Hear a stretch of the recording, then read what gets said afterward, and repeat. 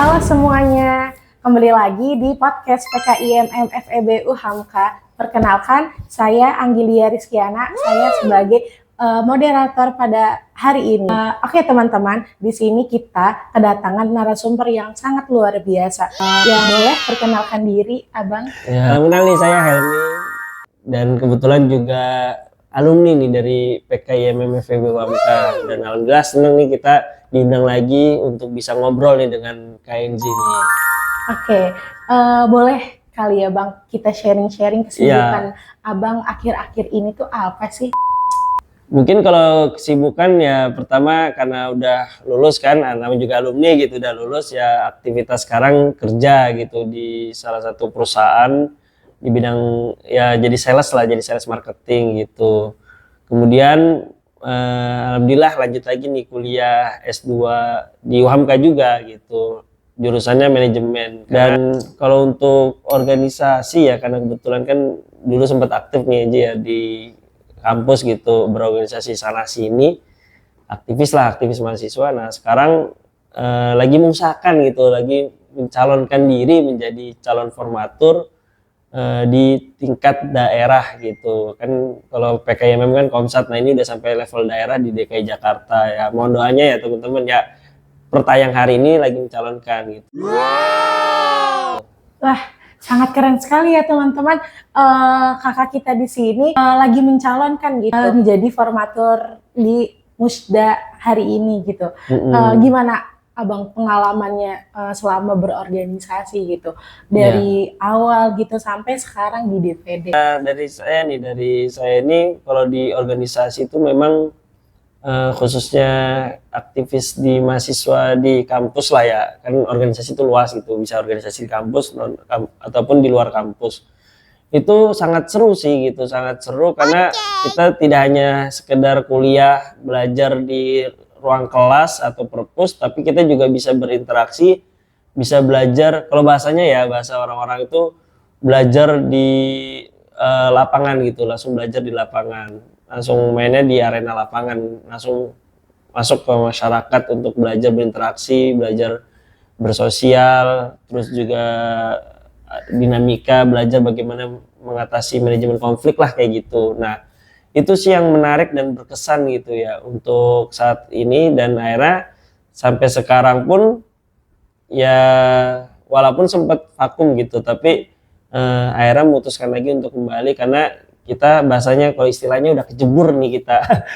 Udah kecebur di organisasi, sayang kalau tidak dimaksimalkan lagi, tidak dilanjutkan lagi gitu, bahkan sampai tingkat nasional harapannya kan kayak gitu. Mungkin itu sih. Oke, sangat menarik ya. Tapi Bang, dilihat-lihat apa ya, kalau kita nonton TikTok ataupun YouTube banyak tuh kayak hasutan-hasutan gitu atau fenomena bilang kalau misalkan organisasi ini bikin semangat kita turun atau bikin nilai kita jelek. Tanggapan Abang tuh gimana gitu dengan fenomena hari ini gitu? Kalau dari saya sih simpel sih, tergantung sudut pandang yang kita ambil, asumsinya persepsi lah, bukan langsung persepsinya apa. Dan kalau saya pribadi ya, kalau ini kan kita cerita-cerita sharing-sharing aja gitu, itu memang ya nggak masalah gitu. Maksudnya orang berpendapat soal itu memang ada kenyataannya benar gitu. Bahwasanya kalau misalnya berorganisasi yang terlalu misalnya tidak ngakunya aktivis sejati tapi ternyata melupakan dunia aslinya yaitu adalah belajar gitu, nah itu juga kan kurang tepat. Nah itu fenomena itu pasti memang relate ya kan, terjadi di kita, termasuk ya saya sendiri juga kadang suka lost soal itu gitu, maksudnya kadang suka abai juga gitu. Nah tapi memang kenyataannya itu tergantung pribadi masing-masing gitu. Jadi kalau saya sih orangnya simpel, nggak mau menyalahkan orang lain, menyudutkan orang lain, atau bisa misalnya dia nggak aktif kita menganggap dia jelek gitu, kita yang bagus, kita yang lebih baik kalau aktif organisasi enggak gitu, tapi kita tergantung persepsi lain masing-masing. Nah maka misalnya ada konten-konten kayak gitu, cara antitesisnya itu adalah ya engineer yang berorganisasi ataupun saya nanti yang berorganisasi lagi lanjut lagi di struktural, itu yang istilahnya membalancekan, mengimbangkan gitu, bahwasanya kita kasih tahu apa sih manfaatnya, apa tuh benefitnya di organisasi itu, sehingga audiens atau para mahasiswa itu bisa menilai bahwasanya oh kalau misalnya negatifnya lihatnya di konten ini, kalau lihat positif berorganisasi maka lihatlah PKIM FEB UHAMKA konten-kontennya kayak gitu. Iya. Berarti sebenarnya dibalikin lagi ya sama Iya. kita memanajemen waktunya lah gitu. Betul. Menurut Abang gitu, apa sih pengalaman seru di organisasi sehingga semangat Abang tuh masih ada gitu sampai hari ini? Ya, jadi kalau kita berorganisasi itu paling ini ya, paling dapatnya itu adalah bagaimana kita awareness terhadap lingkungan sekitar gitu. Nah, pengalaman yang sangat pengalaman yang menyentuh lah ya, ataupun yang berkesan banget itu memang bagaimana kita itu seneng kalau misalnya kayak gini nih. Saya tuh suka kalau misalnya berbagi. Walaupun misalnya harus sampai puncak kan, biasa kalau perkaderan tuh sampai puncak, di puncak Bogor gitu ya, ngadain perkaderan jadi pembicara, walaupun tanda kutip misalnya gini ya, kalau kita bicara realistis misalnya kan berarti trainer itu ya, atau misalnya narasumber itu kan, kalau kakak saya kan lagi kerja juga di area situ gitu, kita tahu lah kalau misalnya dikasih misalnya di IMM atau di organisasi manapun gitu, biasanya kan ngasihnya tidak seberapa gitu, untuk hanya ucapan terima kasih kadang juga gitu, tapi itu dibanding dengan kalau misalnya kita lihat effort yang kita lakukan, saya lakukan itu misalnya itu nggak seberani gitu, tapi kenapa masih tetap mau lakukan, karena seneng gitu. Nah itu pengalaman berkesan yang sangat terus dijaga, sehingga akhirnya walaupun udah kerja nih, ini lagi posisi jam kerja ya teman-teman ya, lagi posisi jam kerja tapi memutuskan untuk di podcast ini gitu, untuk berbagi. Nah itu pengalaman berkesan sih, sehingga tidak menyurutkan api semangat. Kan kita mahasiswa nih Bang, gimana sih cara menyampaikan gitu ke mungkin ke pimpinan teratas ataupun membantu masyarakat gitu. Menurut Abang itu penyampaian demo-demo saat ini itu tuh udah relevan belum sih? Gimana sih cara kita sebagai mahasiswa gitu dalam mengkritik kebijakan publik yang ada? Sebenarnya demo itu kalau versi saya sih masih wajib ya, Ji. Demo itu wajib ya, tapi kita harus ukur tuh demonya. Apakah demo itu hanya sekedar entertain atau memang benar-benar berdasarkan dari keresahan dan konsistensi untuk menjaga atau menyampaikan aspirasi sehingga goals, itu yang harus diuji sama mahasiswa sekarang. Karena yang kita lihat fenomena sekarang khawatir ya, saya khawatirnya sih demo itu hanya entertainment aja, buat konten lah istilahnya gitu. Orang udah sekali demo dipanggil ke media massa, selesai hilang itu kasus, nggak diusut kembali ataupun nggak di follow up kembali ya kepada pemangku wewenang gitu, yang pemilik kewenangan gitu. Nah itu yang harus coba kita atasi bareng-bareng sih, maksudnya tapi kalau secara pribadi demo itu wajib, karena ibaratnya gini, kita ada suatu sistem kepemimpinan, kalau misalnya dia di internal pasti kan dia fokusnya adalah mensupport apa yang kebijakan dari dia, karena tugas yang eksternal itu adalah sebagai yang menggonggongi gitu, kalau bahasanya watchdog lah, menggonggongi untuk biar lu udah dikasih fasilitas memimpin atau diberikan kewenangan, jangan macam-macam nih, gue siap gonggong nih, kayak gitu. Itu demo tuh. Kenapa? Makanya demo itu sangat penting. Cuma khawatir di mindset saya sebenarnya mahasiswa. Karena kalau misalnya demo tapi follow up-nya kurang, terus demo cuma hanya sekedar cari sensasi, itu yang dikhawatirkan sih saya gitu. Nah, intinya adalah bagaimana dalam persiapan misalnya ingin benar-benar bisa menjadikan demo itu powerful, maka proses, pasca. Jadi itu penting, perannya demo itu adalah kita biasanya apa namanya, kajian strategis tuh dimatengin, mahasiswanya diajak rembukan, dianalisis sosialnya, analisis masalahnya, analisis kebutuhannya, terus di prosesnya itu bagaimana kita menyampaikan dengan baik, menyampaikan dengan benar, mengkritik tapi benar-benar mengkritik gitu. Bukan hanya mencari sensasi aja dan esensinya dapat, bukan dibilang ini ya mencari solusi ya, karena tugas solusi itu sebenarnya pemerintah. Tuh, kita memang tugasnya untuk mengkritik. Nah, tapi kritiknya itu adalah kritik esensial yang tidak hanya sekedar entertain tapi tepat sasaran. Nah, kemudian paskanya nih, problematiknya di paskanya adalah bagaimana memfollow up, bagaimana melakukan pengawasan lagi, bagaimana juga melihat istilahnya menjadi penggonggongnya lagi gitu. Seringkali kan kebanyakan setelah demo udah dapat tanda kutip pimpinannya dapat sesuatu, lepas malah dia yang tenar dan malah dia malah yang main gitu, malah dia yang jadinya kok malah jadi akrab. Itu di situ tuh autokritik kita ya, bukan hanya siapapun itu, tapi termasuk saya pribadi mungkin kalau misalnya melakukan demo itu kembali lagi ke niatnya untuk benar-benar sebagai menggonggongi gitu. Apakah perlu sampai berhasil ya? Nggak perlu sih, karena itu kan susah juga kalau sampai benar-benar goals, tapi setidaknya harus terus diawasi, harus terus diingatkan, harus terus menjadi bahasanya oposisi mungkin ya. Tapi seringkali kita malah jadi kemitraan boleh, tapi saat jadi oposisi juga harus terus jadi oposisi gitu. Oke. Menurut Abang selain demo gitu, apa sih media atau kayak opsi kedua lah gitu selain sebelum demo gitu kan, itu kan jauh gitu. Itu menurut Abang tuh apa sih yang harus dilakukan terlebih dahulu gitu selain hasrat itu? Mungkin ya dunia digital sekarang ngebentuk konten-konten.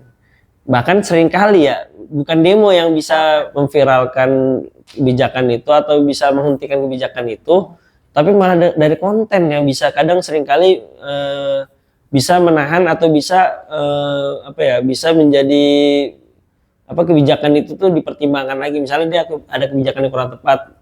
Nah, saat demo tuh orang ya dengerin aja gitu. Tapi pas saat viral pemerintah takut tuh gitu kadang. Nah, makanya mungkin konten-konten yang diviralkan itu tapi yang tepat sasaran dan juga bagaimana kampanye itu benar-benar benar-benar diperhitungkan dan dimasifkannya itu pas banget gitu. Jangan sampai salah kaprah juga. Kadang sering banget konten-konten viral nih, bukan mahasiswa sini tapi netizen nih. Konten viral malah berujung malah diviralkan terus ada klarifikasi permintaan maaf, ternyata yang salah bukan dia gitu. Kan kasihan, pembunuhan karakter juga itu orang gitu. Dengan sangat ngeri banget viral gitu kan konten-konten. Nah, mahasiswa tuh bisa tuh memanfaatkan hal itu, tapi bisa lebih dengan cara elegan, karena kan kita kan Ormawa ini kan intelektual juga gitu ya, jadi kita harus bicara intelektualnya juga, bukan hanya sekedar entertain aja. Intinya sih balancingnya di situ. Oke. Seru banget ya teman-teman ya. Nah sekarang Bang, menurut Abang organisasi kampus atau organisasi luar kampus yang relevan gitu untuk mahasiswa saat ini gitu?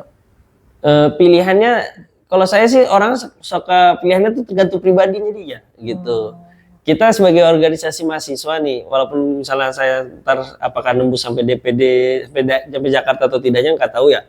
Tapi sampai saat ini misalnya ikut berkancah di Jakarta itu pilihannya tuh pasti ada pribadinya dulu gitu. Baru nanti kepentingan kelompok atau dikombinasi gitu. Nah, jadi tergantung dia. Jadi kalau misalnya saya sukanya kalau misalnya memilih organisasi itu pilih bisa berdasarkan hobi, bisa berdasarkan misalnya passion, bisa berdasarkan kebutuhan atau kepentingan. Nah, tinggal 3 pilihan itulah bagaimana disesuaikan. Tapi kalau misalnya di kampus, kalau emang bisa satu atau bisa ngambil semuanya juga oke. Misalnya aktivis di kampus, organisasi mahasiswa juga, terus juga komunitas di luar juga gitu. Itu malah kalau saya sih lebih suka tidak dibenturkan ya Eji ya. Walaupun memang ini pertanyaan ya, tapi jadi pilihannya tidak dibenturkan. Dalam artian malah bisa menjadi suatu hal yang saling sama-sama positif gitu. Kalau ini pandangan pribadi sih gitu. Jadi bahkan bisa jadi hal kemitraan, kolaborasi, dan juga bisa menjadi suatu hal yang simbiosis mutualisme gitu. Dengan misalnya saya aktif di komunitas luar, itu menambah relasi yang tidak satu circle dengan kita, terus kita masuk ke organisasi mahasiswa juga, itu bisa memberikan akses-akses untuk link-link yang relasi yang kita punya untuk bisa masuk ke area kampus, yang mana itu tentu bisa lebih bermanfaat juga untuk para mahasiswanya gitu. Berarti saling mutualisme Iya, antara di dalam dan di luar. Dalam di luar gitu, jangan sampai memang malah menjadi pertentangan dan malah menjadi suatu hal yang harus diancamkan gitu. Maksudnya kita misalnya sebagai orang yang struktural bidor lah gitu, bina organisasi, lu jangan aktif terus di organisasi luar dong, peduli juga sini. Nah itu benar sih, sebagai struktural tuh oke. Tapi bagaimana juga lihat memposisikan. Nah caranya lebih ke positifnya aja. Coba kan aktif banget di luar nih, coba dong apa kira-kira yang bisa dimanfaatkan dengan aktifnya di luar itu untuk organisasi kita. Misalnya dia dualisme gitu ya, komunitas luar juga, intra juga gitu. Nah itu kira-kira apa, jadi lebih ke positifnya aja, biar rencana kedepannya aja. Jadi kalau misalnya ngejudge ke belakang kan dia malah khawatir, malah kesel, gue juga pengen aktif sini tapi karena ditanya-tanya kayak gitu malah enggak gitu. Oke. Tapi dari abang sendiri ada nggak sih selama menjadi mahasiswa gitu pengalaman organisasi di luar kampus? Kalau di luar kampus malah itu yang mungkin saya sesali sih sebenarnya. Karena kalau di luar kampus tuh enaknya kita kan FEB ya, ini kan PKMM ya, FEB WAMKA Ekonomi dan Bisnis, itu bisa untuk menambah relasi di area untuk profesional kayak gitu. Sampai saat ini saya juga belum nih area-area profesional, dan saya pengen, makanya kenapa saya mungkin salah dua lah ya, salah tiga, salah empat, atau banyak lah orang-orang yang berpendapat bahwasanya komunitas luar sebagai orang aktivis mahasiswa itu juga penting juga untuk bisa ada komunitas luar diikuti untuk area profesionalnya, karena bagaimanapun kan tergantung kultur kita kan adalah budaya, orientasinya adalah nanti kan pekerja gitu atau entrepreneur. Nah itu salah satu penguat untuk bisa menguatkan jaringan kita ya dengan berkomunitas di luar gitu. Tapi saat ini kita beraktivis menjadi mahasiswa di Ormawa lah, organisasi mahasiswa, juga tentu tetap maksimal juga semangatnya juga di sini, karena ini juga bagian dari pembelajaran kita saat di kuliah kayak gitu. Oke.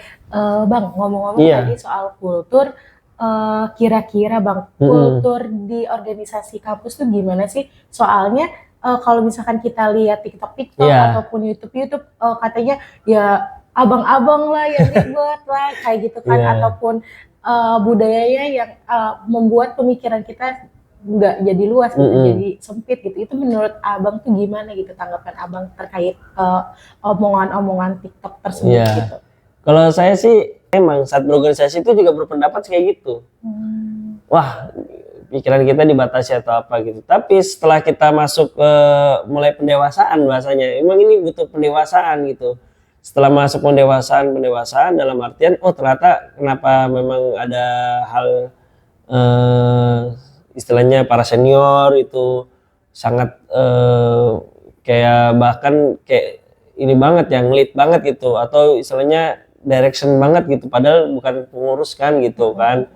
Itu mungkin setelah mengalami pendewasaan berorganisasi itu saya mandang itu tuh bukan karena dia pengen ngalang-ngalangin, ternyata itu dia pengen peduli, sebenarnya sangat peduli dengan rumah itu gitu atau organisasi itu.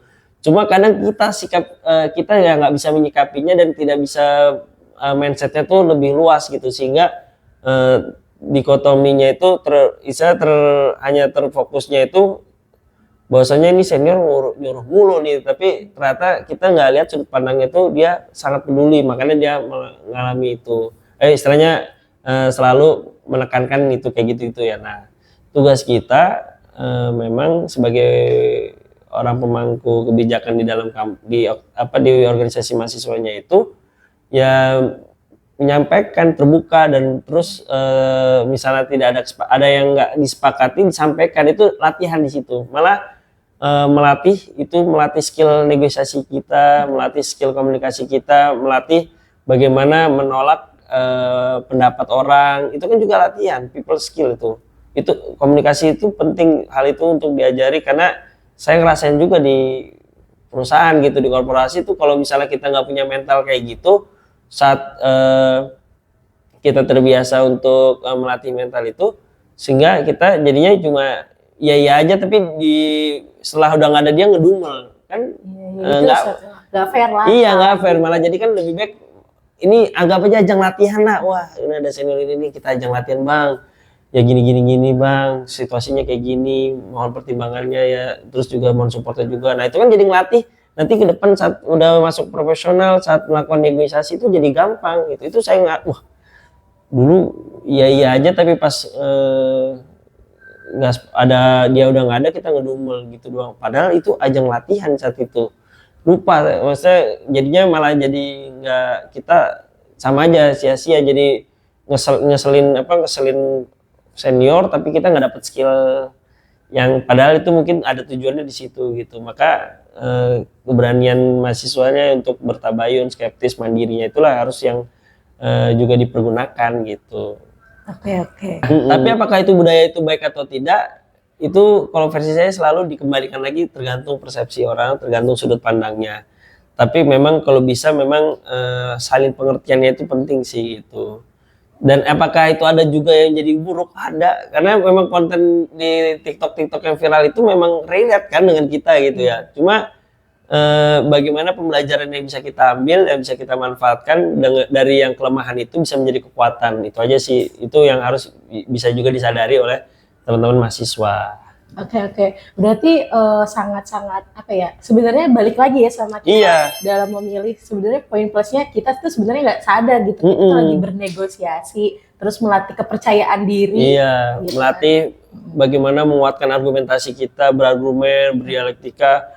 Itu karena saya juga belajar di pengembangan SDM itu ilmu yang mahal sebenarnya. Soft skill itu ilmu yang nggak bisa dibeli atau dilakukan di kelas gitu. Ilmu itu nggak bisa diterapkan di kelas, tapi bisa diterapkan itu berorganisasi di mahasiswa.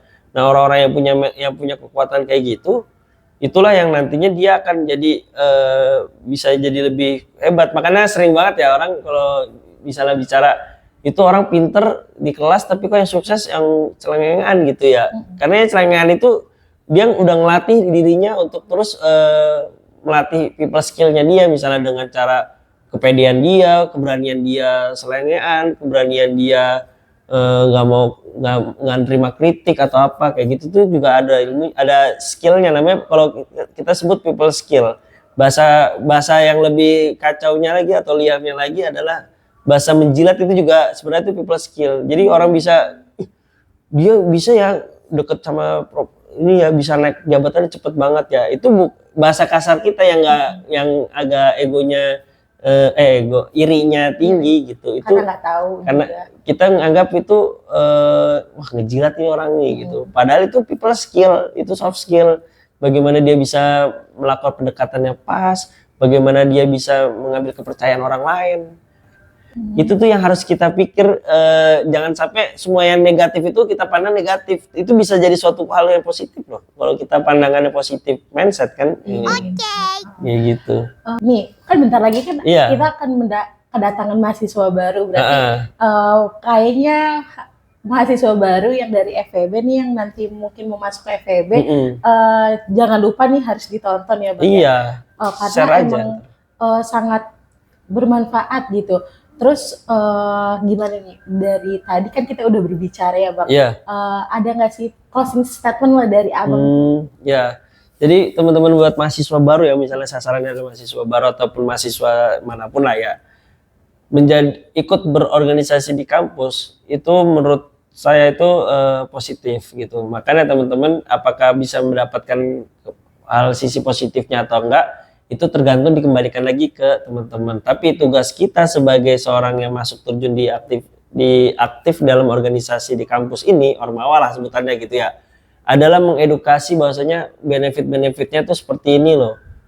Terus ABCD-nya seperti ini, dan kita juga harus punya kewajiban untuk memberikan teladan yang baik gitu. Jangan sampai bisa jadi memang karena tingkah laku kita yang di dalam Ormawa ini yang makanya dianggap sama orang-orang yang nggak tertarik itu nggak jelas juga kok aktivis-aktivis gitu. Nah jadi kan malah sebenarnya wadah ini bagus, tapi karena ada oknum jadi jelek gitu. Nah itu yang bisa saya sampaikan sih. Jadi mementingkan bagaimana rasa kesadaran, rasa kepedulian terhadap Ormawa itu sendiri, terus juga bagaimana bisa mengedukasi dan juga teman-teman mahasiswa baru bisa ngebuka pikiran gitu, melihat hal-hal sisi yang mungkin dianggap jelek tapi karena belum tahu sudut pandangnya positif, maka judgementnya adalah jelek terus. Nah tugas kita lah yang kita tahu tuh bahwasanya walaupun kejelekan itu memang terjadi di kampus ataupun di Ormawa, itu sebenarnya ada sisi yang positif juga loh yang bisa teman-teman manfaatkan.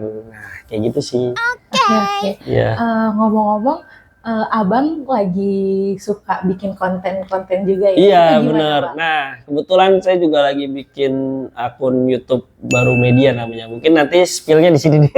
Iya. Selain apa PKIMM FEB yang ditonton, konten media juga Iya jangan Baru lupa. Media, Baru Media. Baru media, Baru jangan Media lupa Channel. ditonton juga nih. Iya. Soalnya pasti bakal ada banyak cerita-cerita atau Iya. pengalaman-pengalaman seru lainnya yang akan disampaikan di podcast kita berdua.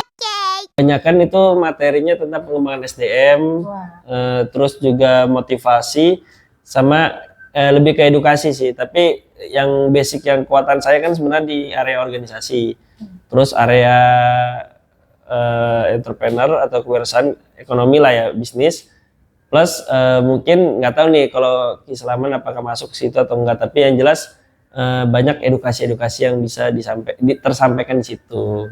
Wah, menarik. Sering kali lah collab ya kita ya. Iya, menarik banget ya teman-teman.